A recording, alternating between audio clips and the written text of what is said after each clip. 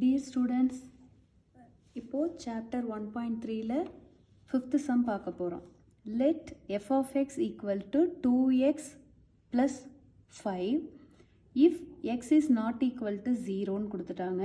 Then find f of x plus 2 minus f of 2 divided by x.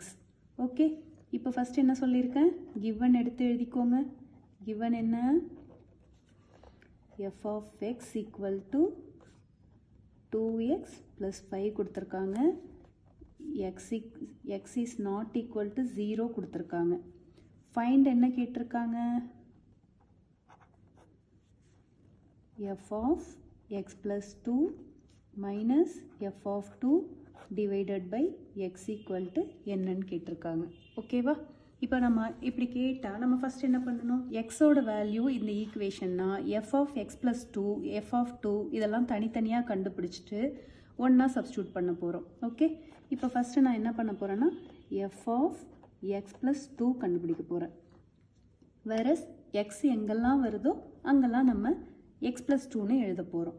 ஈக்குவேஷனில் 2x plus 5 தானே, எக்ஸுக்கு பதிலாக x plus 2 எழுதலாமா? Plus இந்த 5 திரும்ப எழுதிக்கிறோம். 2 into x 2x plus 2 2s are 4 plus 5. இப்போது 2x அப்படியே இருக்கும். 4 plus 5 9. ஓகே, இதை அப்படியே வச்சுக்குவோம். அடுத்தது என்ன பண்ணணும்? f of 2 கண்டுபிடிக்கணும். f of 2 என்ன வருது?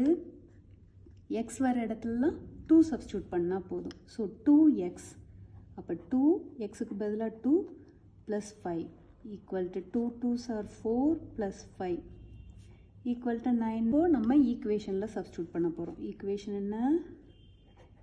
f of x plus 2 minus f of 2 whole divided by x. f of x plus 2 என்ன கண்டுபிடிச்சோம்? 2x plus 9 minus f of minus 2 என்ன கண்டுபிடிச்சோம்? சாரி, f of plus 2 தான். f of 2 என்ன கண்டுபிடிச்சோம்? 9 minus 9 whole divided by x. இப்போது plus 9ம் minus 9ம் cancel ஆகிடுமா? அப்போ என்ன இருக்கும்? 2x ப்ளஸ் இருக்கும். ஒரு எக்ஸுக்கு எக்ஸ் கேன்சல் ஆகிடுச்சுன்னா 2. ஓகே,